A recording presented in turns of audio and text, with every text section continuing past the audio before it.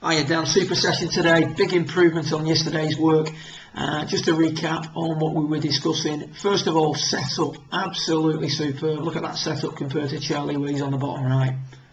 Almost identical. Feet turned out nicely, knees out at the same amount as the feet are fluid out.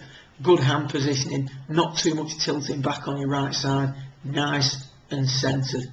Now, one thing we did discuss yesterday whilst you were on the launch monitor was that we needed to get the launch angle up during your shots. And today we discussed what we were talking about was the movement of your centres. And we put a yellow circle on Charlie Wee's chest, and we're going to put a red circle round about his belt buckle. And we discussed what should happen during the downswing and how it gives you some lift in your golf shot. Well, first of all, on the way back, he's going to stay nice and centred. You can see the centres line up there as they were at address, so he's stacked over the ball.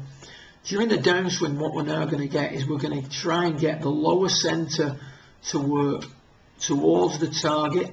So you can see there's a movement of his lower body towards the target, whilst the upper centre stays pretty much in the same position as it was at address. So you can see the lower centre has moved forward, the upper centre has stayed where it was, and as a result what we've got now is a nice spine tilt away from the target, allowing the club to exit in this manner, launching the ball much higher on your longer clubs in particular. Now, yesterday you weren't doing that, so what we did was we got you at the start of the session, or during the early part of the session at least, to set yourself up with your head touching the wall. And you can see here on the left, you're going to now work through back and then down.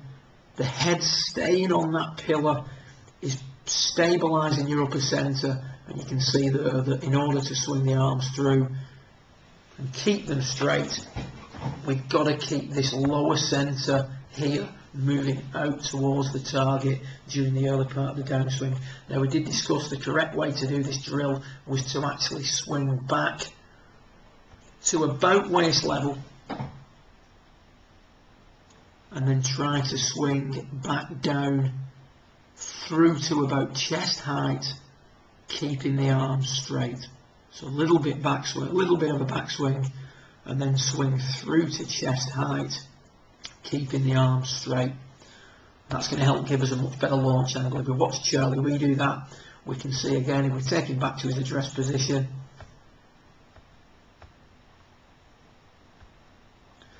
the lower centre is going to stay in position on the way back, and then it's going to move forward with the upper body stabilised, and then as he comes through to about chest height, you can see the arms nice and straight and the lower body definitely driven forward and the spine angling back. If we compare that to yourself, we're going to see again upper centre, lower centre on the way back.